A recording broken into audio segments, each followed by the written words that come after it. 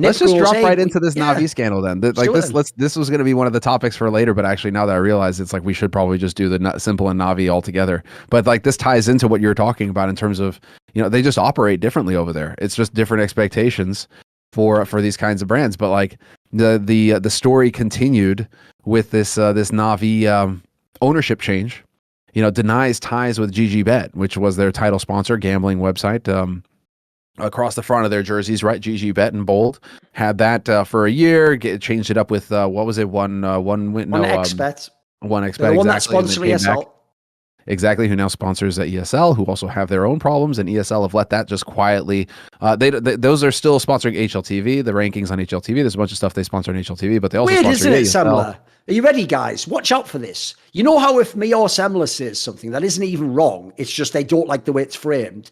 The Flying DJ, Carmack, Apollo, depends how bad it is. One of them comes instantly like a demon summoned into the fucking triangle, and they go, no, actually, that's not exactly the way it's going. And then you can see it. But you've noticed on the 1xBet thing, radio silence.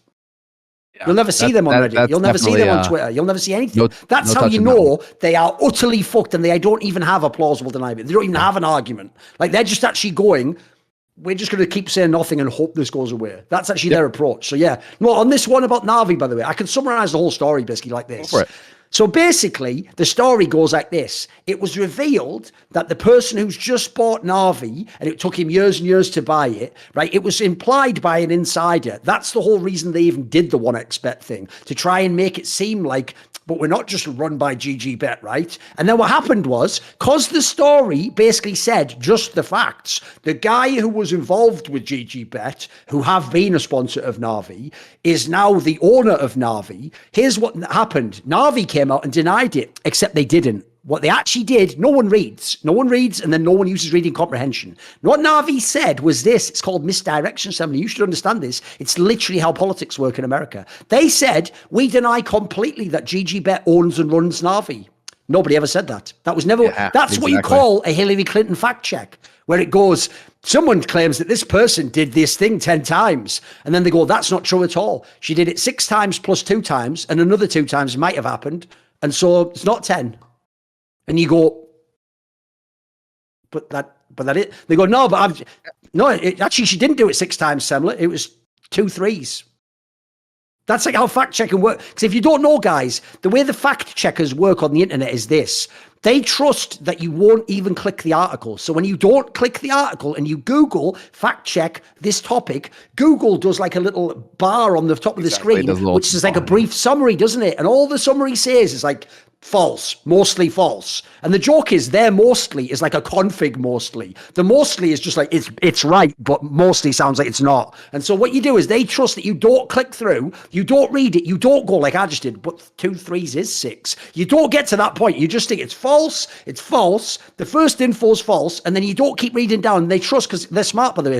Essentially, it's how newspaper journalism works. If you don't know, newspaper journalism works on this concept called like the inverted pyramid, where basically the header, the headline is the whole story in one sentence, in case all you see is the headline. Then the first paragraph is the whole story in one paragraph, in case you only read the first paragraph and you're going on an airport. And then the next paragraphs are like a longer summary. And then if you keep reading, it's why it's actually quite annoying to read the whole article, if you remember. They keep repeating things. Keep repeating everything over. And then by the end, though, they give you all the info. And you're like, why do I have to? That was tiresome. I had to read like the same thing. Why don't you just give me the info like in order? Because if it was in order, the information wouldn't be received by the maximum amount of people. What they want is every person who in any way interacts with that piece of media to take the core piece of info they want. So in this case, the headline would be Navi denies like false information about GGBet owning them. An idiot just goes, well, it's not true then, is it? They don't ask, whoever said GGBet owns them?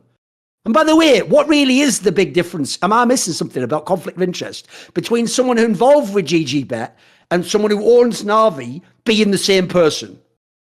Again, like they're acting like we have to actually see a telegram that goes like from the GGBet offices, Navi, we're running you, do this fucked up thing. Like, I don't have to wait for that, mate. All I need is the circumstantial issue to be there, and I can just call it out like, that looks fucked up. And then Navi goes, no, but it isn't because it's not technically. Exactly. Like, the whole story's a fucking sham as far as I can tell, mate. Like, the joke is they just used misdirection to trick idiots. Because what people like Richard have had to learn over the years, it's very sad, actually.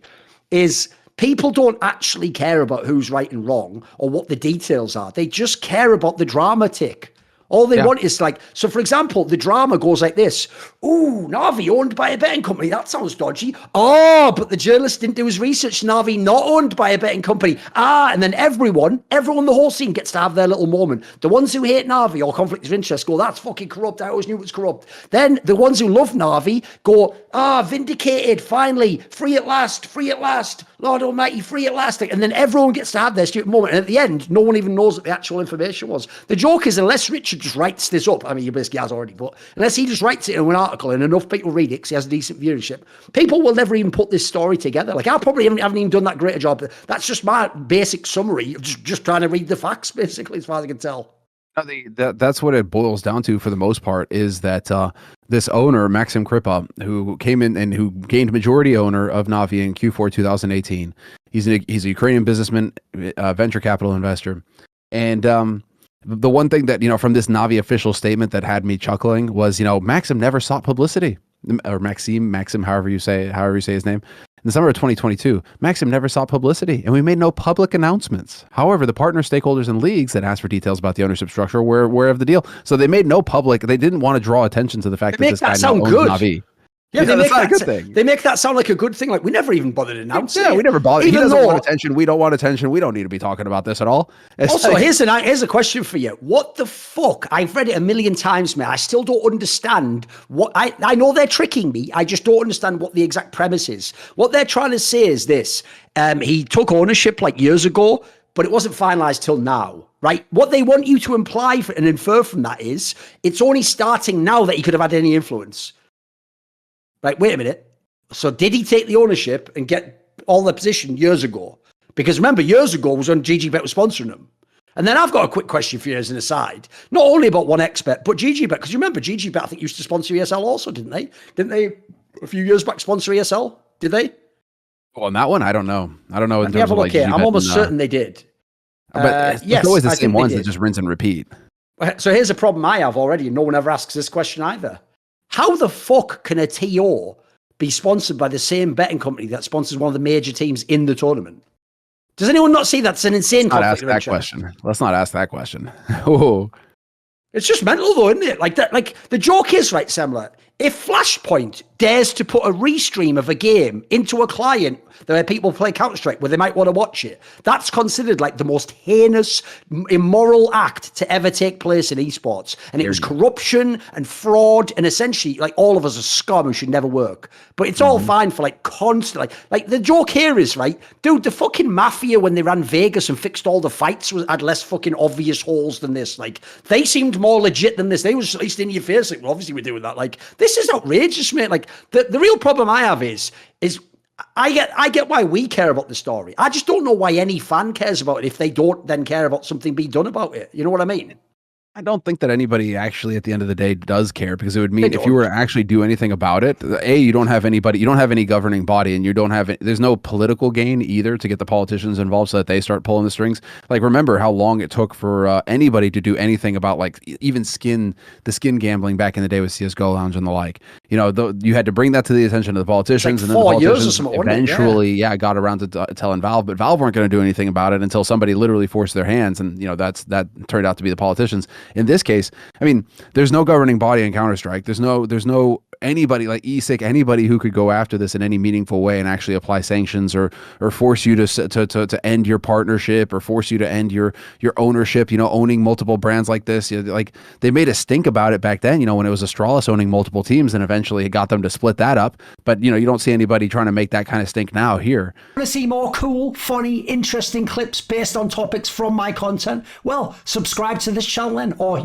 be a pleb and don't.